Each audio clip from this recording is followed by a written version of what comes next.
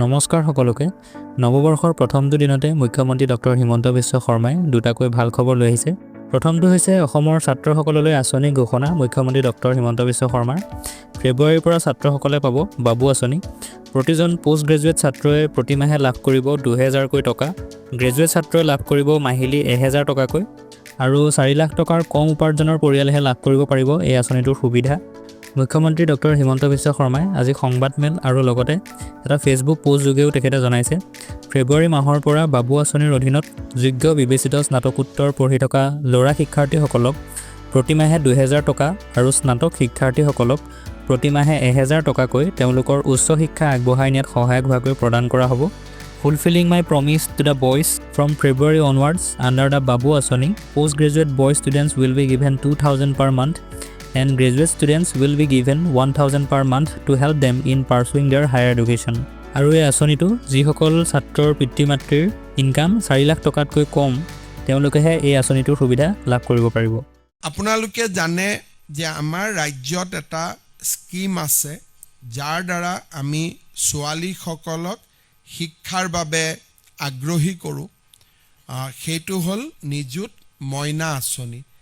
নিযুত মইনা আঁচনিৰ জৰিয়তে আমি অসমৰ বহু ছাত্ৰ ছাত্ৰীক আজি আমি মান্থলি স্কলাৰশ্বিপ দি যাব পাৰিছোঁ আৰু পোষ্ট গ্ৰেজুৱেটত 2500 টকা, গ্ৰেজুৱেটত 1250 টকা আৰু হায়াৰ ছেকেণ্ডেৰীত আমি 1000 টকাকৈ ছোৱালীসকলক আগবঢ়াম। যেতিয়া ছোৱালীসকলক আমি আগবঢ়োৱাৰ নিশ্চিত উদ্দেশ্য আছিল যে আমি বাল্য বিবাহ প্ৰতিৰোধ কৰিব খোজোঁ।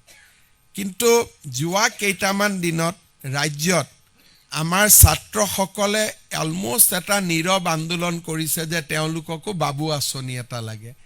আজি আমি এই ধৰণে আপোনালোকক জনাব খুজিছোঁ যে পোষ্ট গ্ৰেজুৱেট পঢ়া ছাত্ৰসকলক আমি ফেব্ৰুৱাৰী মাহৰ 1 তাৰিখৰ পৰা মাহত 2000 টকাকৈ আগবঢ়াম আৰু গ্ৰেজুৱেট পঢ়া ছাত্ৰসকলক আমি মাহত 1000 টকাকৈ আগবঢ়াম।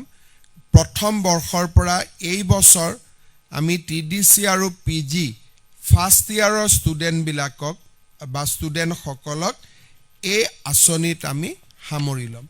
এই আঁচনিখন সকলোৰে বাবে মুকলি নহ'ব। যাৰ পিতৃ মাতৃৰ উপাৰ্জন 4 লাখ টকালৈকে আছে তেওঁলোকৰ বাবে এই আঁচনিখন দিয়া হ'ব। বিল' 4 lakhs চৰকাৰী চাকৰিয়াল আদি এই আঁচনিৰ পৰা বাদ পৰিব। ছোৱালীসকলৰ ক্ষেত্ৰত আমি সকলোকে দিছোঁ। বাবু আঁচনিত আমি 4 লাখ টকা উপাৰ্জনলৈকে আমি এই আঁচনিৰ সহায় আগবঢ়াম। আৰু দ্বিতীয়টো হৈছে 20 ফেব্ৰুৱাৰীত অৰুণোদয়ৰ জৰিয়তে অসমৰ মহিলাসকলে প্ৰাক বিহু উপহাৰ হিচাপে লাভ কৰিব 8000 টকা। অহা 20 ফেব্ৰুৱাৰীত অৰুণোদয়ৰ প্ৰতিগৰাকী হিতাধিকাৰীয়ে অৰুণোদয়ৰ ধন 8000 টকাকৈ আগতীয়াকৈ বহাগ বিহু উপহাৰ হিচাপে লাভ কৰিব। জানুৱাৰীৰ পৰা এপ্ৰিললৈ অৰুণোদয়ৰ ধন 5000 টকা আৰু বিশেষ বিহু উপহাৰ হিচাপে 3000 টকা লাভ কৰিব। On February 20, all Orunodaya beneficiaries will get an advance Bohag Bihu gift of 8000 to boost their livelihoods, rupees 5000 for Orunodaya from January to April and a special 3000 Bihu gift. শেষত মই অসমৰ মহিলাসকলৰ বাবে এটা খবৰ দিব বিচাৰিছোঁ। নিৰ্বাচনৰ সময়ছোৱাত অৰুণোদয় আঁচনি প্ৰদান কৰা সদায় এটা বিতৰ্কিত বিষয় হৈ থাকে। সেইকাৰণে কেতিয়াবা বিৰোধী পক্ষেও আপত্তি কৰে যে ইলেকশ্যন চলি থাকোঁতে কিয় অৰুণোদয় দিলে।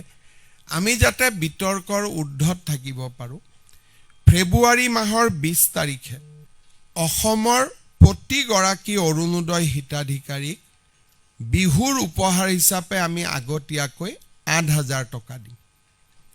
তাৰমানে প্ৰতিগৰাকী আই মাতৃ যিসকলে অৰুণোদয় আঁচনি পাই আছে দে উইল গেট জানুৱাৰীত আমি তেওঁলোকক নিদিওঁ একো। ফেব্ৰুৱাৰী মাহত একেলগে ফেব্ৰুৱাৰী মাহৰ 20 তাৰিখে একেলগে আগতীয়াকৈ বহাগ বিহুৰ উপহাৰ হিচাপে তেওঁলোকক আমি 8000 টকা তেওঁলোকৰ বেংক একাউণ্টলৈকে হস্তান্তৰ কৰিম। তেতিয়া আৰু বিহুলৈকে তেওঁলোকে সুন্দৰভাৱে তেওঁলোকৰ বিহু পালন কৰিব পাৰিব। মই আপোনালোকৰ জৰিয়তে অসমৰ আই মাতৃসকললৈকে এই সুন্দৰ উপহাৰটো ঘোষণা কৰিব খুজিছোঁ।